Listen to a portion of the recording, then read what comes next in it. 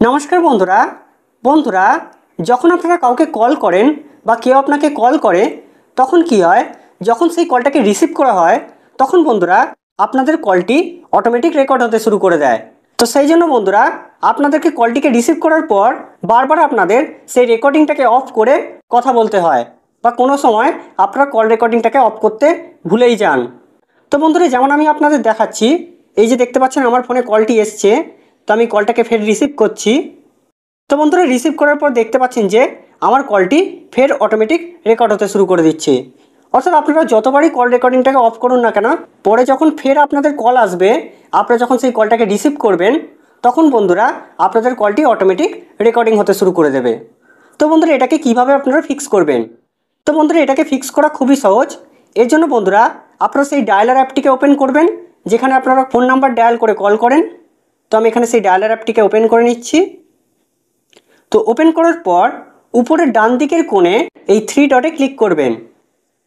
তো থ্রি ডটে ক্লিক করার পর এখানে আপনারা সেটিংসে চলে যাবেন। তো সেটিংসে যাওয়ার পর এইখানে আপনারা দেখবেন যে কোথায় কল রেকর্ডিং লেখা আছে বা রেকর্ড কলস বলে লেখা আছে। তো বন্ধুরা এখানে আপনারা দেখতে পাচ্ছেন যে এখানে আমার কল রেকর্ডিং অপশানটি শো করছে।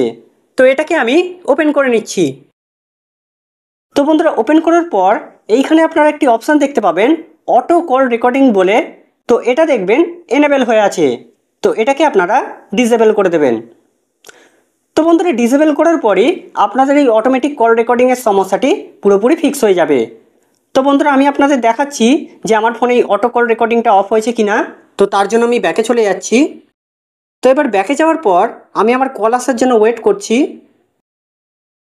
তো বন্ধুরা এখানে দেখতে পাচ্ছেন যে আমার ফোনে কল এসে গেছে। এবার আমি এই কলটাকে রিসিভ করছি। তো বন্ধুরা রিসিভ করার পর দেখতে পাচ্ছেন যে আমার ফোনের এই অটো কল রেকর্ডিংটা অফ হয়ে গেছে। দেখতে পাচ্ছেন যে এখানে আর অটো কল রেকর্ডিংটা এনেবেল নেই। তো বন্ধুরা এইভাবে আপনারা আপনাদের ফোনে অটোমেটিক কল রেকর্ডিংকে অফ করতে পারবেন। তো বন্ধুরা আশা করছি ভিডিওটি আপনাদের খুব ভালো লেগেছে।